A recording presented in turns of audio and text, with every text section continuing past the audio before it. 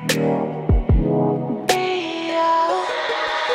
losing myself, I'm losing myself tonight.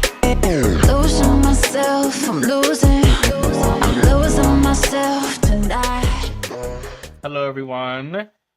Welcome. We are very excited to be here with you all today. Thank you for tuning in, those of you who are here listening from wherever it is that you are in the universe right now. We appreciate you being here. My name is Nate Milam. I'm the host of Rare and Real here with my wonderful co-host, Carter Hemion. And we are here representing or here to bring you the rare and the real. We recently have been working on creating this platform called Stripes of Solidarity, which is an important movement that we're trying to build and create space and safe harbor for queer and BIPOC advocates in the rare disease space.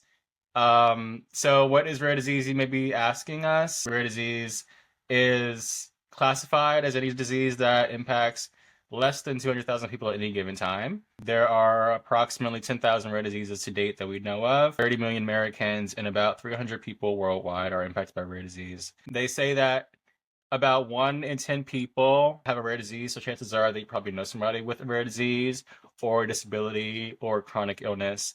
And this is a seemingly small but very mighty community. We are all fighting for better healthcare. The reason why this movement is so needed is because although there are around 2,000 rare diseases, 95% of them don't have FDA-approved treatment. And unfortunately, these patients are living lives undiagnosed or untreated or having to use treatments that weren't originally designed for their condition. And with the current status of our society today, and especially here in America, the drugs for rare disease patients cost a lot of money. Drugs for medications cost a lot of money, but because comparatively smaller number, there is incentive needed to create drugs to treat rare disease patients. So if you have a disease group and it only impacts a select few people, it won't make companies profit as much as they would from a drug that would get distributed to multiple people. And so we have less tangible drugs to give patients as results. And so we are here trying to say, hey, we're here, we're queer, and we exist, and please give us some medications that will help us live better lives. And I have been on this mission to use my experience and, find other people who have experiences similar to mine who can relate to my story of experiencing my own rare disease. And I unfortunately was misdiagnosed with Crohn's disease at 7 years old, and I was correctly diagnosed with a rare disease called Hemophagocytic Lymphohistiocytosis, or HLH, because that is a long word that not everybody can say. It took me a minute, so don't worry. But it is a type of rare blood disorder that essentially makes your white blood cells go haywire. There is a bodily system where your immune cells are there to support you and to fight off the bad infections and bacteria. Well, in a patient with HLH, especially in my case, there is no function to turn off the trigger that allows these cells to fight the infection. So in response to a trigger such as an infection or bacteria, your body is going to send white blood cells to fight these cells. They go to battle, they go to war, and the goal is to kill off the cells and you feel better.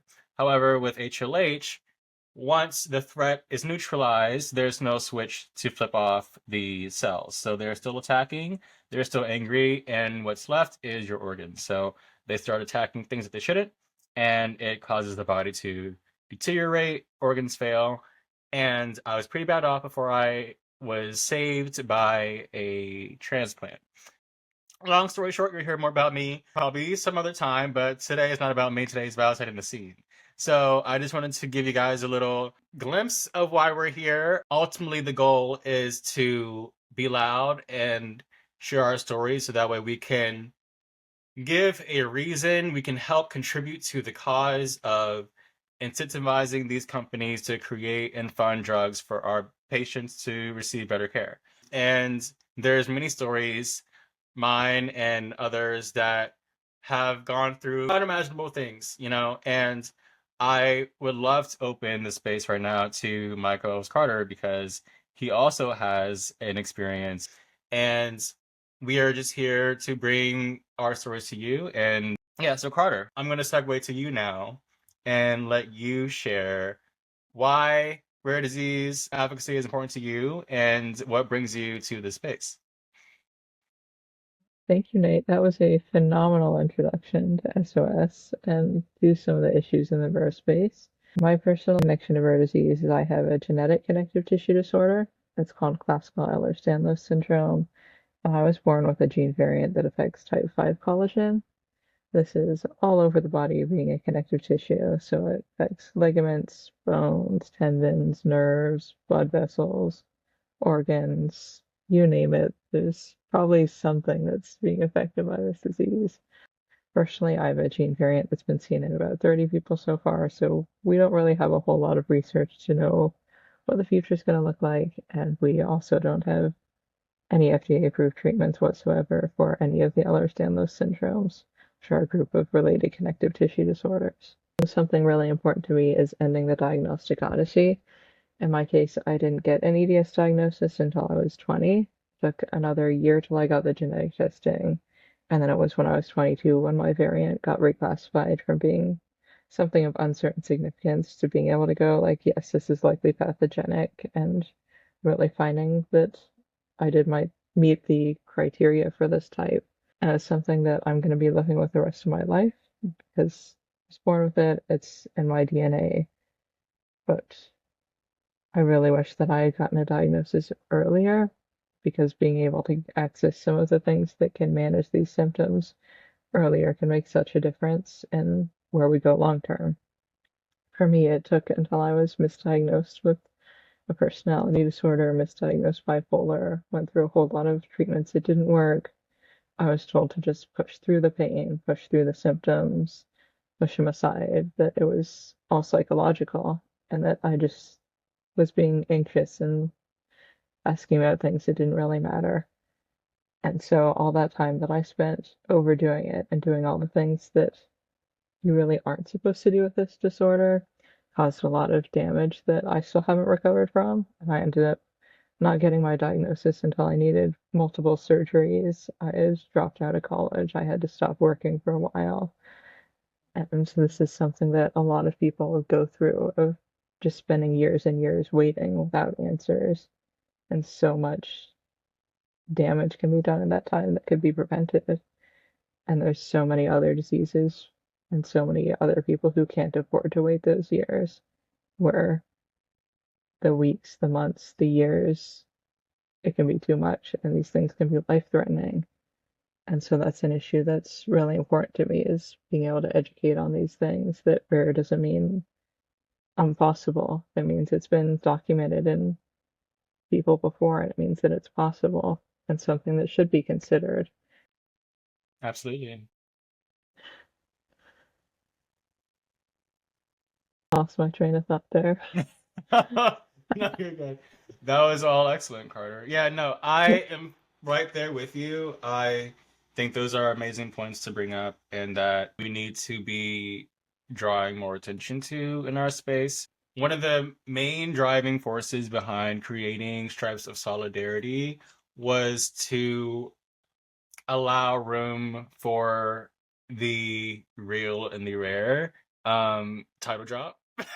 Just like any other space in culture and society, when you hold an identity that, so to speak, is Black, person of color, or queer, or any version that is, quote, different than the, quote, standard, there is some form of imposter syndrome. This is a theme that I've heard a lot from individuals who are at the intersection of rare disease and some other form of marginalized group. And I bring this up because rare disease is a powerful community that is doing all kinds of amazing work. They're advocates, different stakeholders in all different sectors. There's patients, there's caregivers, there's researchers, there's providers. You have biotech, pharma. All these people work together to create this large ecosystem.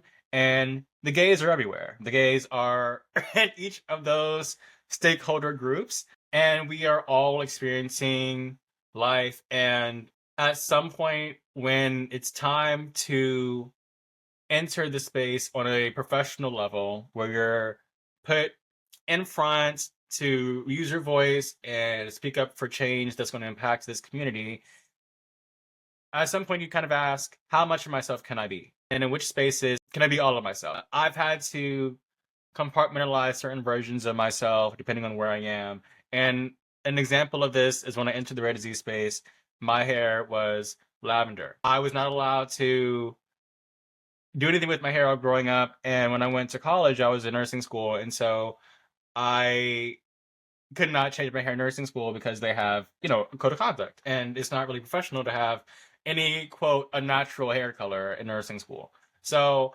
I moved on from nursing school and I changed my major, and that's not the reason why, but when I did, I found my opportunity to finally express myself and dye my hair, and it was so fun and I was so excited. And I'm entering this space with purple hair, wondering how seriously I'll be taken. And I know that this is a much larger conversation that has many different takes. However, when you're a patient, when you're bringing this patient perspective and you're going to events that are designed to advance treatment for patients, when you're going to events that are like these people are there to advocate for patients, it's really off-putting to feel like you don't belong there when you're the patient. I'm in a room with people talking about me, not me directly, but patients like me, here to advocate for me, and yet I don't feel like I can approach you after your conversation and ask you questions because I don't really see many people here who look like me. I don't know how queer I can be here. There's no hiding it. So I created this space. The goal is to introduce the rare and the real because this is one story. It's my story, but it's like a theme that I have been hearing from multiple intersectional advocates within the rare disease space. So ideally, we can create an environment where we are aware that even though queer advocates in the rare disease space may not seem like they're present, they are. And it is important that we create spaces that are safe and comfortable, and we are having conversations regularly about the impact of rare disease and being queer, and the impact of rare disease and being a person of color, and how that affects our daily lives. So I say that to just showcase why we're here. I'm a 26-year-old Black man. I came out when I was a junior in high school. And at the time, I was still going and being treated for a disease that I didn't actually have. But it impacted me in a lot of ways, being queer and having a chronic illness at the time, because there is so much of yourself that goes into your disease and your lifestyle. How confident do I feel? How much energy do I have today? There are certain things that I had to do behind the scenes at home that I just knew for sure that my peers weren't going through. And it's like growing up hearing that you're so mature for your age was a pretty decent thing to hear on the one hand, but on the other hand, you feel like somehow there was no choice but to be, because there are just certain things in life that you have to face that other people don't, and those things make you grow faster. So if you haven't noticed by now, I'm kind of a rambler. I do ramble a lot. So there will be lots of sessions on this podcast where you will hear rambling, but that's just it. I'm a talker. And this is why I will have people here with me. So I'm not like just rambling all day. So rare and real. There's a story that everyone has surrounding rare and real. And I don't want to get too deep into Carter and I's story today because I would like to hopefully give him his own episode where he talks about his story and does like a deep dive. But I did want to talk about our launch of SOS and how proud I am of where we are today and how hopeful I am of where we can go. We kind of, crazy enough, kicked off at the start of this month. Although I will say that we've been putting in a lot of work 4 months before this. This has not been a sneeze of a dream, and we just came up with it. We literally took many nights and much planning, but we launched the beginning of June. Happy Pride, everybody! This has been a very interesting time. We wanted to take this opportunity, one, to draw attention to the rare disease community during Pride because it's World Pride. Here in DC, Stripes Solidarity launched, and we had our first event on June 6th. It was a rare and radiant Pride briefing, and we managed to collect 8 powerhouse speakers to come and share their experiences being queer and dealing with rare disease or dealing with disability. They all delivered some amazing insights that helped us curate a list of initiatives that we can use to advocate for in the future for the next year. So those who are queer and rare can actually have some tangible items to take to their representatives or to biotech or whoever they need, so that we can all be working as one on the same accord. It was really fun. I'm really glad that we had the turnout that we did. It was a great vibe. And it was honestly the epitome of what I hope to see SOS be. I would like for it to be a calm, chill, and educational space. I think that sometimes when people are faced with a lot of information that is really intricate, it can feel really overwhelming. I'm very much in touch with the queer scene in my area, and I know queer trend. Like I said, I'm in my 20s, so I am definitely living the queer life on a very real level, and all the things from school to dating to finding a job, there is rare disease in every layer. And I cannot wait to get into those with you guys. But yes, we launched our rare rating campaign. We had our briefing June 6th, and we have a creative showcase that we are hosting on June 27th. And we are inviting all queer and rare or disabled or chronically ill advocates to come and showcase their creations, whether that be painting, drawing, music, graphic design, video editing, whatever you got. We want to see it. And we will have a live vote, and we will crown a rare rainbow creative of the year. So that's something to look forward to. I do want to highlight that we are having a rare and radiant selfie challenge. Zebra is rare disease mascot, because I don't know if you've heard, probably not. Some of you have, but hopefully the people that we're trying to reach are people who don't know much about rare disease, so we can include more in this journey, in this movement. So fun fact for y'all, the rare disease mascot is a zebra. I don't know if you've heard, but the saying goes, when you hear hoofbeats, you think horses, not zebras. And that's kind of a saying that providers use to describe essentially closed-minded thinking. Assume the most common thing. And I struggle to filter myself, so you guys are gonna get the full version, but it's usually closed-minded thinking. To only assume horses when hearing hoofbeats is to be misdiagnosed with 12 years. So The zebra represents rare disease. The zebra represents the possibility. Zebras represent chance and dreaming and what if, and zebras change lives. So the rare disease mascot is the zebra, and we are having a rare and radiant selfie challenge where we are asking all queers, all rares, all allies to dress in zebra stripes. Get creative, it can be pride. I posted my selfie earlier this month and it was zebra stripes, but they were pink and blue because gay. But they could be black and white stripes, they can be a black shirt and white pants.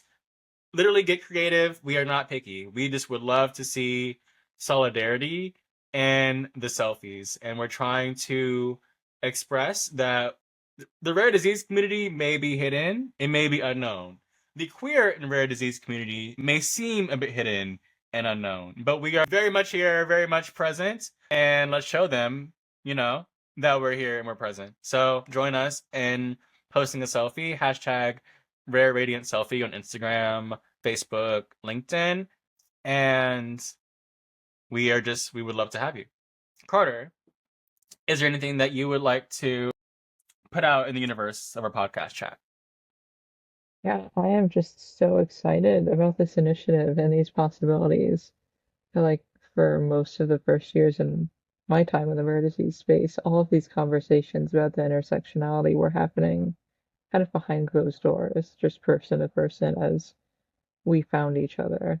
And so to see this coming out here being something that we can be visible with and have these conversations and invite our allies in to listen to what we need and help join us is it's just amazing to see this briefing where we were able to bring just this powerful group of advocates to have these conversations and unite each other and unite this community.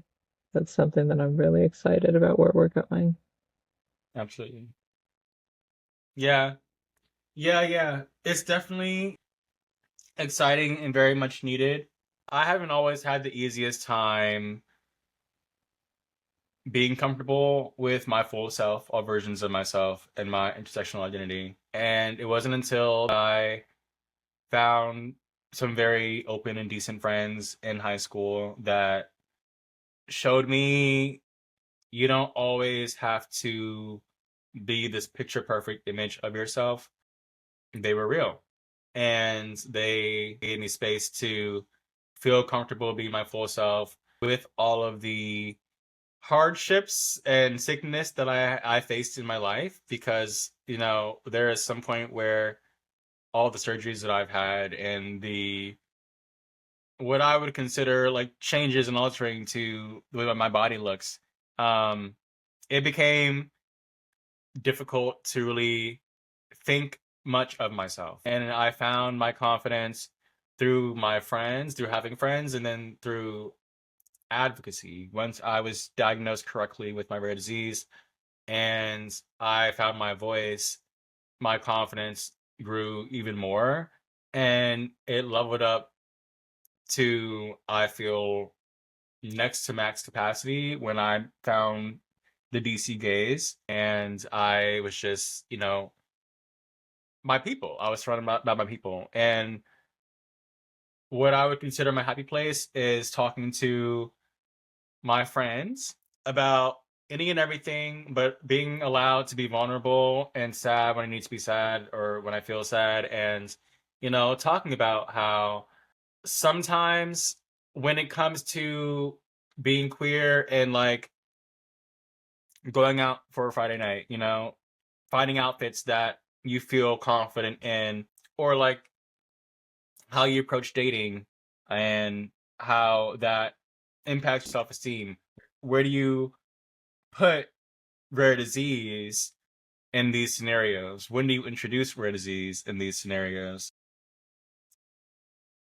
It's tricky. It's kind of tricky navigating life with rare disease, especially when you're young, and there isn't a lot of guidance. There's not many resources out there that can step you through that unless those people have actually walked that path. So I was living my rare disease journey technically since birth. my rare disease resulted from a genetic mutation when I was born called X-linked inhibitor of apoptosis, which is long for XIAP. And this is something that is really essential for immune system regulation. Now, I was not tested when I was a newborn, but that is something that is available. It's something that we're trying to advocate for as well, so that many patients can find treatments earlier if they are diagnosed correctly much sooner. But in addition to this, I say this to highlight the fact that from the time I was diagnosed for the first time with Crohn's disease at 7 years old in the second grade to the time I was cured from my rare disease at 19, I experienced all of school and all of the social aspects of school, all of the encounters with teachers and bullies and sports and clubs, and it was all very real. But I was also going to the hospital for surgery, and I'd be in there for 3 months at a time in random intervals. That was my life. So this is a unique story to me, but this is also the experience for many kids, and we just want to bring that forward. Yeah, essentially, the point of this episode is to introduce you guys, say hi, hey, we're here, we're queer, we exist, and we're rare, and we need support. The rare disease community needs support, and the queers inside the rare disease community need support. SOS is a beacon. We need assistance, but we have learned how to advocate for ourselves, and closed mouths don't get fed. So here we are. We are here sharing the real with you and hoping that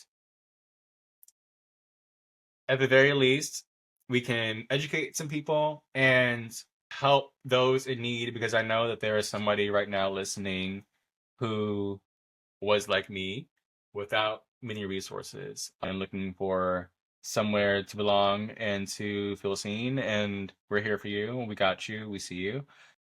I just want to say happy Pride again. Happy Pride, everybody. It is June 2025, and it was World Pride. And nothing better can describe the experience of rare and real of a rare disease patient than my Pride experience this year at World Pride. You guys know, you don't know me, but I love Pride. Not only am I gay, but I love Pride and I love showing out. Fashion is my choice of expression, and Pride is my platform to express myself fully. And I love the concerts that come. So I'm hyped for Pride this year. It was the first weekend of the month, and it's usually held over 2 or 3 days. And there's performances, there's a parade, there's a block party, and I went out to celebrate queer joy. The first day I'm going to the parade, and I am soaking up all the queer love. By the end of day one, I am in bed, hunched over, extreme stomach pain, and can't eat. Why? Bowel obstruction. To know Nate is to know that my reality is, because I've had so many surgeries over my life, they have caused adhesions in my intestines that lead to unexpected bowel obstructions periodically. Crazy. Even crazier is I can't really get them medically treated. This is something that I have to adjust naturally through life. So my Pride experience this year was going to see the parade and then coming home a bit early because I was in pain, and I would be experiencing this for the next 2 or 3 days. But happy Pride. I don't say that to bring it down. I say that to bring you guys into our world, to my world. And even though it wasn't exactly the most fun experience, the second half, I'm grateful that I'm alive.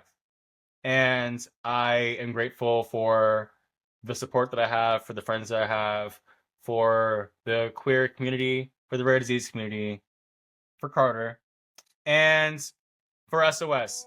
So we hope that you guys continue to follow along on our journey We should be back next month with more content, and happy Pride. And we are just really, really happy and excited to be in this space with you. Happy Pride. Thank you for joining us. Thank you. Happy Pride, everybody. Enjoy June. Bye. I can't seem to look away. I'm hypnotized.